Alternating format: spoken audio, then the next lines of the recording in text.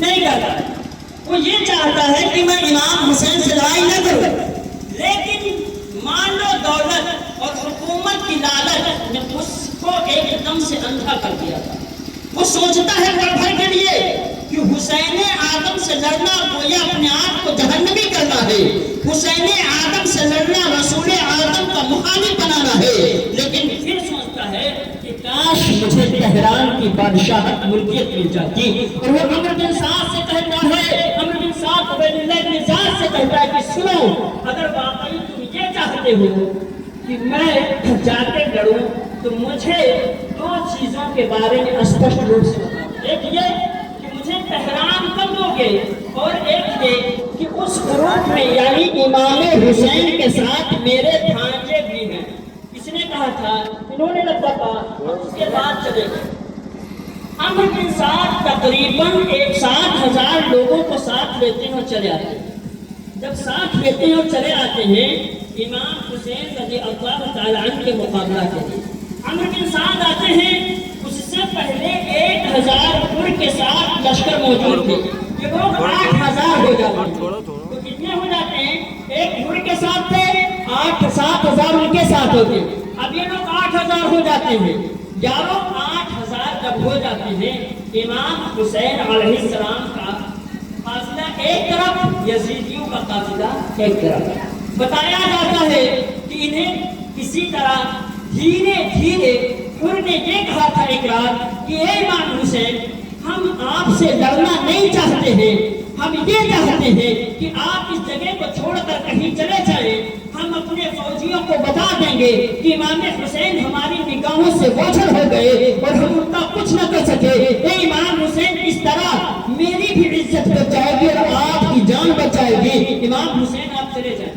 امام حسین نے رات کی تاریکی میں چلنا شروع کیا یارو، لیکن اس طرح ڈرنا تھا، اگر کوئی رات کی تاریکی ہو تو پہاڑوں میں، سنگلاخوں میں، وادیوں میں اور ریگستانوں میں چلنا مشکل ہوا کرتا تھا۔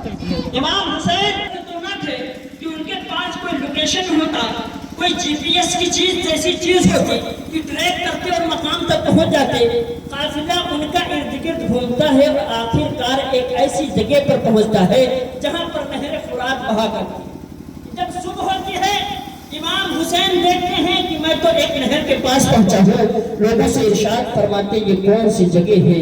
کہا جاتا ہے کہ یہ امام عالی مقام، اسی کو تو کرب اور بلا کہتے ہیں، کرب اور بلا کہتے ہیں۔ کرب کہتے ہیں پریشانی کو اور بلا بھی کہتے ہیں پریشانی کو، یعنی مصیبت و پریشانی، اسی سے کربلا کہا گیا، یہ تھا کرب و بلا اور اسی کو کربلا کہہ دیا گیا۔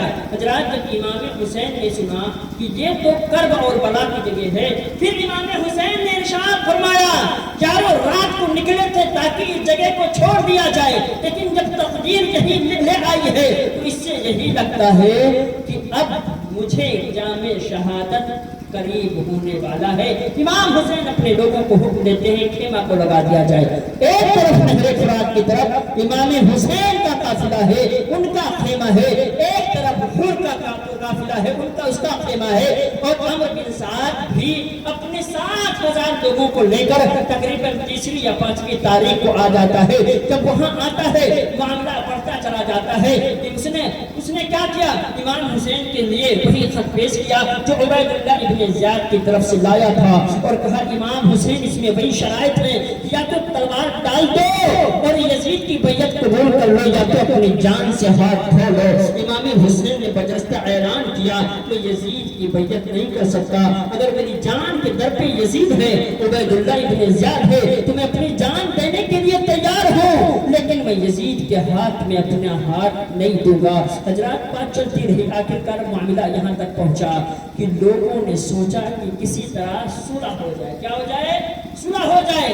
امام حسین بھی چاہتے تھے اور عمرو بن سعد بھی چاہتا تھا कि सुलह हो जाए। यारो बात यहाँ तक पहुंची कि इमाम हुसैन की तरफ उसने एक कासिद भेजा कि इमाम हुसैन बैठ कर बात कर ली जाए, अगर कोई रास्ता निकलता है तो सुलह कर लिया जाए। इमाम हुसैन ने कहा ठीक है। अब अम्र बिन साद ने जवाब दिया, इमाम हुसैन ऐसा करते हैं, काफिले के लोग जग रहे हैं, सारे के सारे लोग देखें, हमारे पास 8000 फौजी हैं और कोई ना कोई, बल्कि अक्सरियत इसमें उबैदुल्लाह इब्ने ज़ियाद के खुफिया लोग हैं और ये खबर यहाँ से वहाँ पहुँचाते हैं। ऐसा करते हैं, बीच में मिलते हैं, यानी कि आपका काफिला एक तरफ, हमारा काफिला एक तरफ, बीच में खेमा लगा जाए और तन्हाई में हम दोनों बात करते, सुलह का हम लोग मामला पेश करते। इमाम हुसैन ने कहा ठीक है। यार अम्र बिन साद आता है, एक खेमा लगाया जाता है, इमाम हुसैन आते हैं, बात शुरू हो। इमाम हुसैन 3 शर्तें रखते। इमाम हुसैन फरमाते कि सुनो अम्र बिन साद, मैं यहाँ यूं ही नहीं आया, यार तुमने ही तो बुलाया था कि तुम्हारे साथ जो 8000 7000 लश्करी हैं, इसमें बहुत सारे लोग हैं जिन लोगों ने मेरी तरफ खतूत लिखे थे, ए इमाम अली मुकाम मेरे पास आ जाइए, यजीद से मुझे छुटकारा दिलाइए, हम आपकी बैयत करते हैं। अगर इनका खत ना गया होता, इनके खतूत ना गए होते, इनके लेटर्स ना गए होते तो मैं यहाँ आने की जहमत गवारा ना करता। अम्र बिन साद, मुझे जब बुलाया गया तो मैं आया हूँ, लेकिन अगर मेरे आने की वजह से किसी को तकलीफ है, तुमको लग रहा है कि हुसैन लड़ने आया है, तो हुसैन तुम्हारे सामने 3 शर्त पेश करता है, उसमें से तीनों कबूल कर लो और मैं यहाँ से चला जाऊंगा। 3 में से एक भी कबूल कर लो, मेरे लिए काफी है। इमाम हुसैन ने फरमाया, या तो मुझे यहाँ से कहीं गैर मुस्लिमों के एरिया में जाने दे, यानी मैं ऐसी जगह चला जाऊं जहां पर तुम्हें यह खदशा न हो कि इमाम हुसैन तुम्हारे खिलाफ लोगों को तैयार करेंगे, और या तो मुझे डायरेक्ट ले चलो यजीद इब्ने मुआविया के पास और मैं वहां चलकर उस तरह सुलह कर लूं जिस तरह मेरे बाप ने हजरत अमीर मुआविया से किया था, जिस तरह मेरे भाई हसन ने हजरत अमीर मुआविया से किया था। मैं यजीद से बराह रास्त मिलकर फेस टू फेस उससे कन्वर्सेशन कर कर, उससे गुफ्तगू शुनीद कर कर मैं मामला को हल कर लूं। या तीसरी शर्त मेरी ये है कि या तो मुझे वहीं से जाने दो जहां मैं मक्का और मदीना की तरफ से आया था, या तो मुझे मेरे घर जाने दो, या गैर मुस्लिमों की तरफ जाने दो, ताकि मैं ये तुम्हें डर न रहे कि मैं किसी को तुम्हारे खिलाफ खड़ा कर सकूंगा, या तो मुझे यजीद से मिलने दो ताकि मैं उससे खुद जाके बराह रास्त सुलह कर लूं। वाकई अम्र बिन साद ने जब ये बात सुनी तो खुश हो गया। अम्र बिन साद भी चाहता था कहीं ना कहीं की लड़ाई न हो, मामला आगे न बढ़े, क्योंकि उसको पता था हुसैन पाक से लड़ना रसूल पाक से लड़ना है, और रसूल पाक से लड़ना कोई अपने आप को जहन्नमी बनाना है।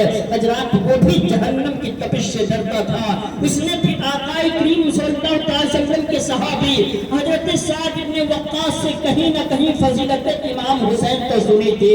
वो जानता था कि आका ने फरमाया है, अल हुसैन मिन्नी व अना मिनल हुसैन, हुसैन मुझसे है और मैं हुसैन से हूँ। अल्लाह, मैं मोहब्बत करता हूँ हुसैन से, मौला तू भी मोहब्बत कर हुसैन से, और मौला जो हुसैन से बुग़्ज़ व इनाद रखे, मौला तू भी उसको अपना दुश्मन कर। वो जानता था कि हुसैन पाक से लड़ना रसूल पाक से लड़ना है। यारो, जब वो इंसान इस बात को सुनता है खुश हो जाता है। वाह वाह, क्या बात है, इमाम हुसैन सुलह के लिए राजी हो गए हैं। उस खत को फौरन यजीद इब्ने मुआविया का जो गवर्नर होता है उबैदुल्लाह इब्ने ज़ियाद के पास पहुंचाता है।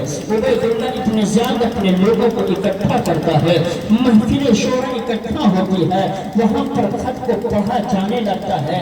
3 शराइत लिखे होते हैं। इमाम आली मकाम की तरफ से कहा जाता है कि या तो मुझे अपने घर की तरफ जाने दो, या तो ऐसा करो कि मुझे किसी गैर मुस्लिम एरिया में जाने दे दिया जाए, या कम अज कम मुझे यजीद से मिलने दिया जाए, ताकि यजीद से मिलकर मैं सुलह कर लूं। हजरात, जब इस तरह की बात पेश होती है तो अम्र बिन साद की तरफ से भेजा जाने वाला ये खत, उसमें नीचे अम्र बिन साद लिख देता है इत्तिफाक के तौर पर कि ए उबैदुल्लाह इब्ने ज़ियाद, मैं इमाम हुसैन की بات سے اتفاق کرتا ہوں اور میں چاہتا ہوں کہ تم اس میں سے کوئی شک قبول کر لو تاکہ جنگ ٹل جائے اور آپسی صلح ہو جائے۔ حضرات عبید اللہ ابن زیاد کے پاس جب یہ چیز پہنچتی ہے وہ لوگوں کے سامنے پڑھنا شروع کر دیتا ہے۔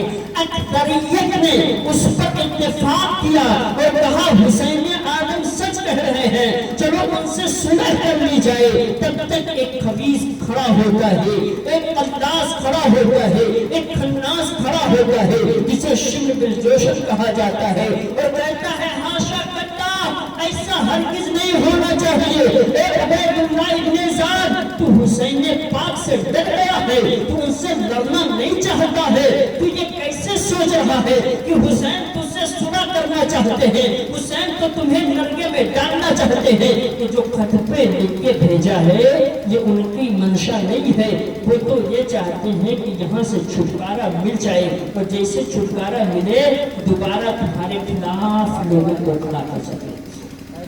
شیطان کا کام ہوتا ہے لوگوں کو ورگلانا۔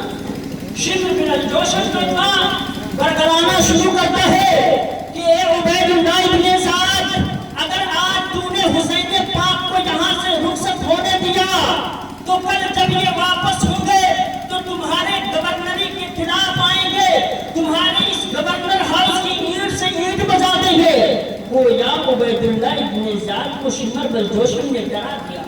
جب ڈرا دیا تو اس نے کہا تم ٹھیک کہتے ہو، ہم صلح نہیں کریں گے۔ یارو کئی مرحلے آئے تھے جس میں امام حسین یہ چاہتے تھے کہ صلح ہو جائے، جنگ نہ ہو، وہ چاہتے تھے لڑائی نہ ہو، اس لیے کہ لڑنے نہیں آئے تھے یارو، وہ تو اسلام کو بچانے کے لیے آئے تھے، وہ شریعت محمدی صلی اللہ علیہ وسلم کی پاسداری کے لیے آئے تھے، وہ چاہتے تھے کہ اسلام کے اوپر کوئی آنچ نہ آئے، کوئی داغ نہ لگے۔ انہوں نے اپنی طرف سے بہت ساری آزمائشوں میں مبتلا کر کے اپنے آپ کو پیشکش کی تاکہ ان کی بات کو قبول کر لیا جائے، لیکن خبیثوں نے ان کی بات کو قبول نہ کیا۔ اب معاملہ یہ ہوا کہ عمرو بن سعد کے ساتھ پھر اس کو بھیجا جاتا ہے شمر بن جوشن کے لیے ایک آدمی کو، پھر 7ویں تاریخ کو بھیجا جاتا ہے۔ عمرو بن زاہد تقریباً اس کا نام تھا۔ 700 آدمیوں کو 7ویں تاریخ کو بھیجا جاتا ہے کہ جاؤ اور حسین پاک پر آج سے پانی بند کر دو۔ کیا کر دو؟ حسین پاک پر آج سے پانی بند کر دو۔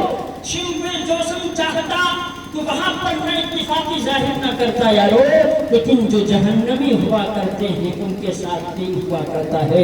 حضرات 700 لوگ آتے ہیں، 7ویں تاریخ کو پہنچتے ہیں۔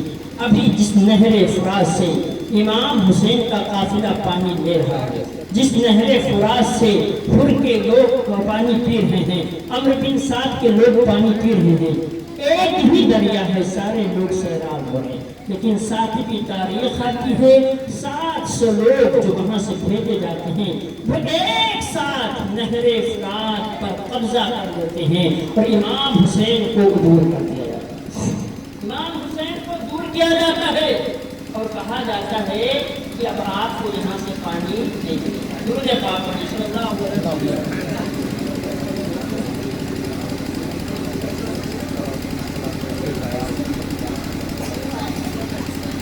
درود پاک پڑھیں صلی اللہ علیہ نبی صلی اللہ علیہ وسلم۔ صلاۃ و سلام علیک یا رسول اللہ۔